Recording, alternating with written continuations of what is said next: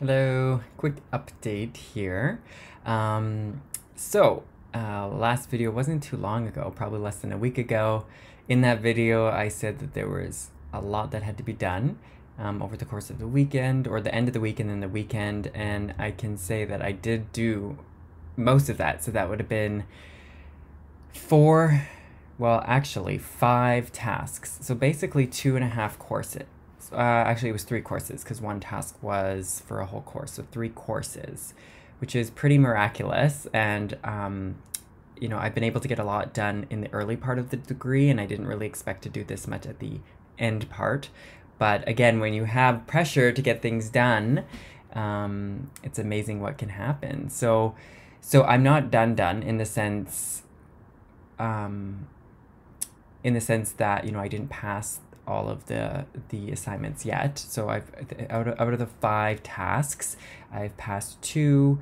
One I had to actually get revised. I had to get it was my only revision in the whole course, and it made a lot of sense why they asked me to revise it. So I just made those quick changes, sent it back. The challenge that I'm running into is, like I mentioned, I need to apply for an extension. It was supposed to be by today. They created a case with their manager. The manager said no, but if I complete the first kind of 40% of the capstone by kind of the middle of December, they'll reconsider that extension for a month. But obviously everything is all about timing. So, I kind of need to know if I can get that extension in order to lead parts of the project and whatnot.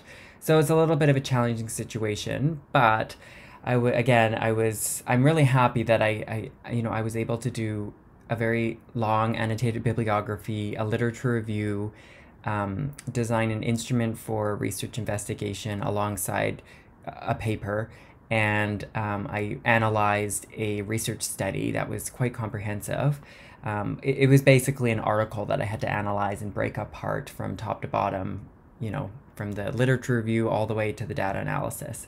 And then I wrote a research proposal, submitted it last night at midnight, and that research proposal was 24 pages long. It was a lot of work, but luckily I could transfer a lot of what I had done in the previous courses, the research courses, into it, and use that as like a base to what I was doing in the research proposal. So the challenge that I am running into, though, is even though I'm kind of done all of that and just waiting to get approval and passed, I can't move into the capstone officially. So online, I've been able to find student work using different websites, just like past projects of like the first parts of the capstone to know what's expected.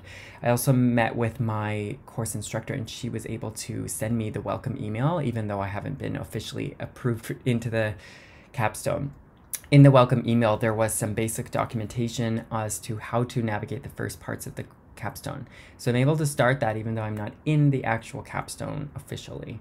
And that includes it's a kind of like another research proposal.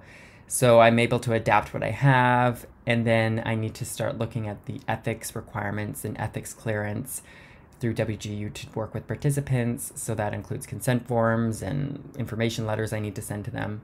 So I found some templates online. If you just search WGU, your course code template or whatever, usually you can find something from someone's past work, and I can use that to start, which means that let's say I'm approved to go into the capstone by the end of the week, I can actually probably submit the first parts by the end of the week because I'll have them done even though I'm not in the course.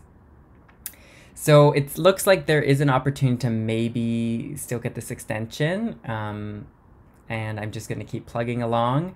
This really is a very intense way to end the program. I don't know if I recommend it to everyone. It works for me because I like working under pressure, but it is basically me working all day and then working till midnight, basically on writing. And by writing, I mean like writing.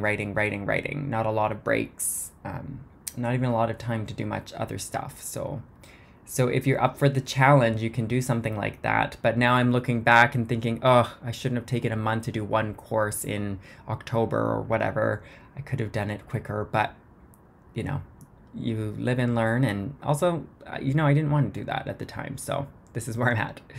So that's just another follow-up to my last video, if you're wondering what's going on. And I'll give you an update shortly as to, the next part of the capstone and if I'm approved this extension. Okay, talk to you later.